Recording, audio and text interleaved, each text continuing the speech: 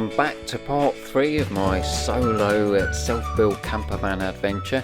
Be sure to check out episode 1 where I leave my hometown of Leicester and head off to the Brecon Beacons and spend a wonderful night there, and then part 2 where I'm heading from the Brecon Beacons all the way out to the west coast of Wales and to the beautiful town of Quay. Oh, it looks quite nice out there this morning, but I've woken up and I feel rough. It was a tough night's sleep.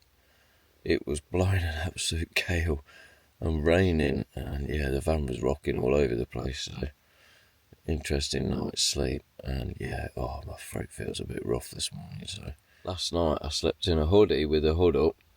I've got a great big fluffy blanket on, which is been absolutely brilliant. I did half keep me nice and toasty last night. But yeah, the wind was blowing so hard that the van's really well insulated, but I could still feel the breeze coming through the door seals and that because it was blowing so hard. But yeah, I need a wee. I can't be bothered to get out of bed because it's too toasty in here and too cold out. Yeah, well, I'm gonna have to, I think. That was very welcome. Right.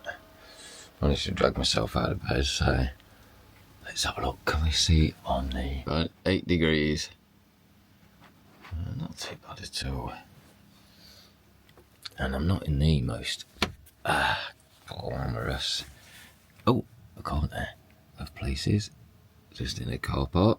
But the beach is just off to the right, about 5 minutes downhill, so not too bad.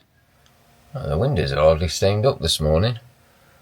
Must have been because the van was such a similar temperature to what it was outside, but yeah, no, that's good. You're out of a job today, mate.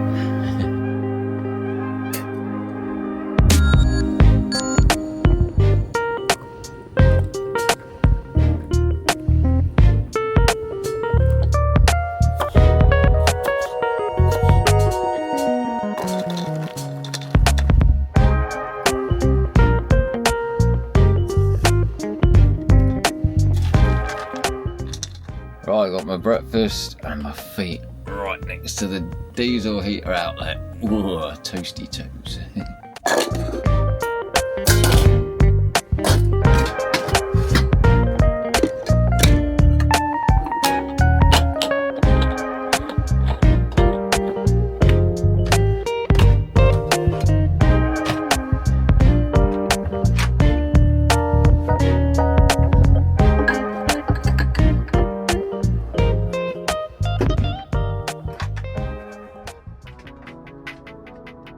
So that's the van all packed away. I'm ready to hit the road again. I headed north up the coast from Quay to Aberystwyth. I can't remember. I don't know how you pronounce it. If anyone can tell me. So yeah, I headed north towards Aberystwyth, but yeah, I didn't really make it that far. Oh God, man, I started to feel really rough. I pulled into a lay-by with the coolest snap van name ever and had my last glimpse at the sea and that lovely smell of fresh salty air, but then decided to hit the road and head for home. I was just feeling too rough to enjoy it, unfortunately, so yeah, got in the van and headed for home. Yeah, just a little stop, fill up with fuel, and I can't go anywhere because I'm pending, waiting for the car in front. Or the van in front, actually. I think it's a camper van as well. Waiting for it to make a move and then I'll get on my way.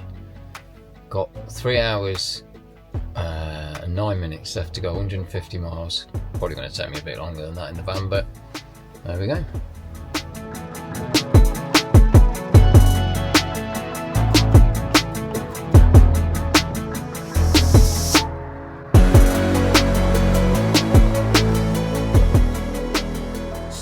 I've just pulled over at the side of the road to do myself some lunch, so I'm going to get that done now and then head for home and have a hot bath because I'm feeling a bit rough. I'm not quite sure what's going on, but I just got a bit of a croaky throat and that, so yeah, here we go, let's do some lunch.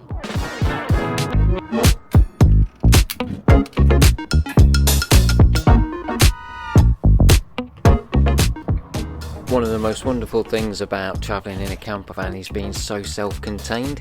You can pull over anywhere for lunch or a snack or a bite to eat, or anywhere where you see a nice view. It's just such a lovely feeling, and being able to look after yourself and do what you want for food and with your time is just absolutely brilliant.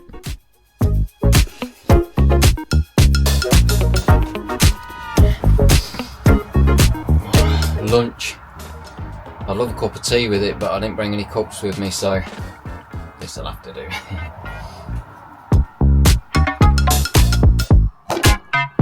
Oh, that was a delicious lunch. Right, it's time to sort out the van and get on the road again.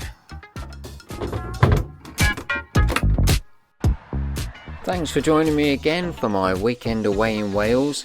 It was a really beautiful country and I'd like to explore it a lot more in the van. Be sure to subscribe and like the video, and also check out this playlist where we travelled from the UK to Portugal for a festival and back in just 2 weeks.